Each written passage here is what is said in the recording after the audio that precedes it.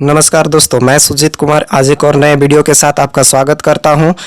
जैसे कि हमने आपको पहले भी बतलाया था कि आप पूरा वीडियो नहीं देख रहे हैं। हमें अभी भी पता चल रहा है कि आप पूरा वीडियो नहीं देख रहे हैं। अगर पूरा वीडियो नहीं देखिएगा तो आपको जब तक कि पूरा नहीं देखेंगे तब तक के समझ में नहीं आएगा। और एक वीडियो लेक्चर 1, 2, 3 के पास करके हम दे रहे हैं, तो लेक्चर 4 अगर आपको समझना है तो लेक्चर 1, 2, 3 सब पढ़ना पड़ेगा, तब जा करके समझ में आएगा। समझे दोस्त? तो अब हम लोग आगे बढ़ते हैं। चलिए आगे बढ़ते हैं। तो आगे बढ़ते हैं हम लोग गॉस का थर्ड प्रमेय के लिए। गॉस का कितना प्रमेय के लिए? थर्ड प्रमेय के लिए कि calculate the electric field calculate the electric field on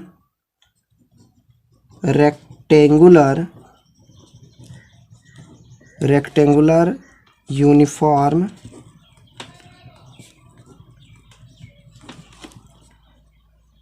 charge sheet when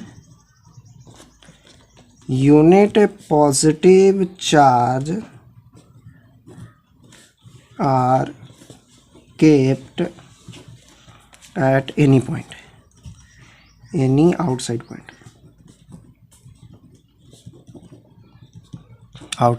point। चलिए इसी क्वेश्चन को हिंदी में बात करते हैं कि विद्युत क्षेत्र की तीव्रता निकाले। विद्युत क्षेत्र की क्या निकाले? तीव्रता निकाले जब आयताकार सतह पर समान आवेश क्या हो? बटा हो।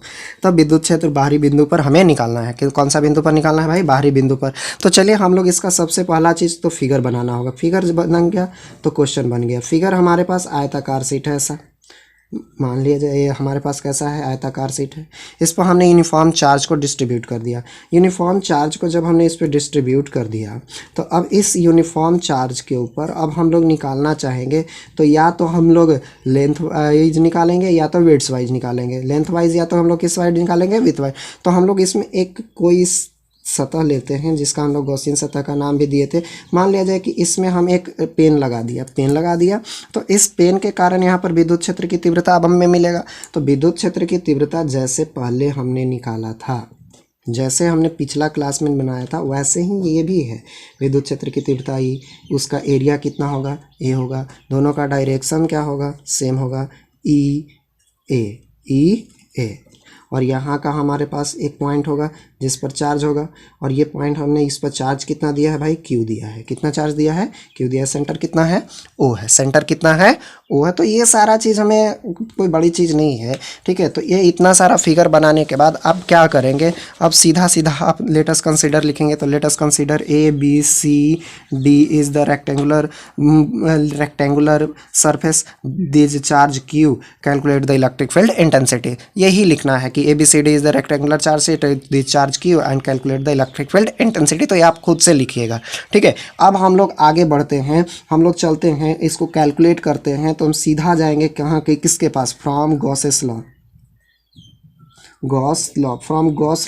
लॉ के अनुसार अगर हम लोग बात करें तो फाई बराबर formula Q divided by epsilon naught. Q divided by कितना? Epsilon naught. इक्वेशन नंबर कितना आ गया हमारे पास? फर्स्ट। ये इक्वेशन नंबर फर्स्ट आया। अब चलते हैं according to definition, according to परिभाषा के अनुसार। तो उसके अनुसार हमारे पास कल भी 3 प्रकार का विद्युत क्षेत्र आया था, तो आज भी हम लोग विद्युत फ्लक्स निकालेंगे। चलिए हम लोग आगे बढ़ते हैं।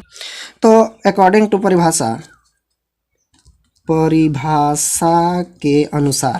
के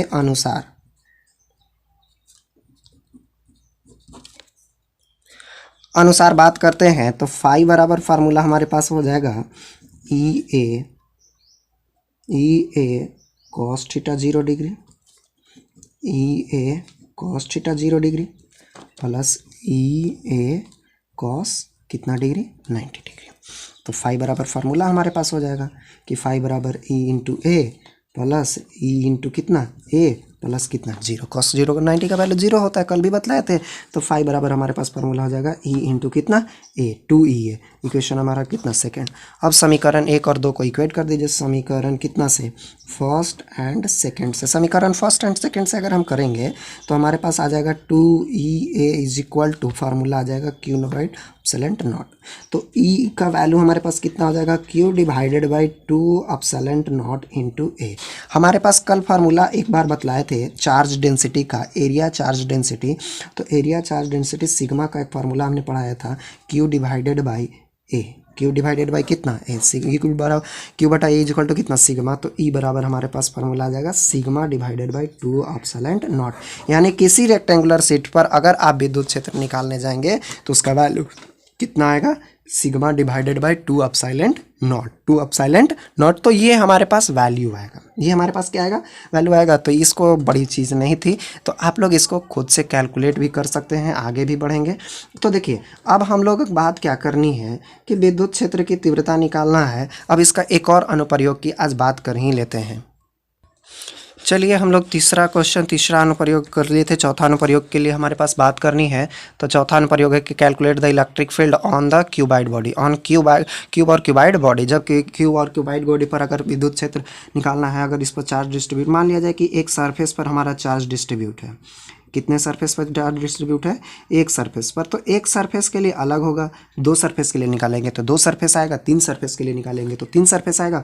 मान लिया जाए कि यहाँ पर एक सरफेस पर हमने चार्ज डिस्ट्रीब्यूट किया और एक सिलेंड्रिकल हमने एक लाइन ले लिया जिसका इलेक्ट्रिक फील्ड का डायरेक्शन ई होगा और एरिया चार्ज डेंसिटी कितना होगा, ए होगा। ठीक है, तो इस पर अगर विद्युत क्षेत्र की तीव्रता निकालना है तो सारा चीज़ लिखा पढ़ी जो है लेट अस कंसीडर आप खुद से कर लेंगे कि क्यूबाइड बॉडी है जिसका चार्ज कितना दिया गया है भाई, क्यू दिया गया है। तो इलेक्ट्रिक फील्ड इंटेंसिटी निकालना है, तो हमें इसमें ज़्यादा कुछ नहीं करेंगे, 2 से 3 लाइन में हम आंसर निकालेंगे। फ्रॉम गॉस लॉ,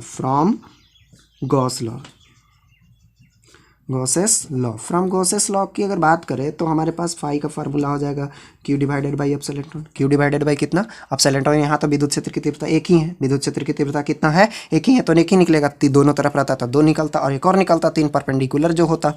तो हम लोग निकाल लेते हैं विद्युत flux according to definition. Phi बराबर हमारे पास ई इंटू कितना, ए कॉस थीटा का वैल्यू कितना, 0। तो फाई बराबर हो जाएगा ई इंटू कितना, ए ई इंटू ए। इक्वेशन नंबर कितना, सेकंड।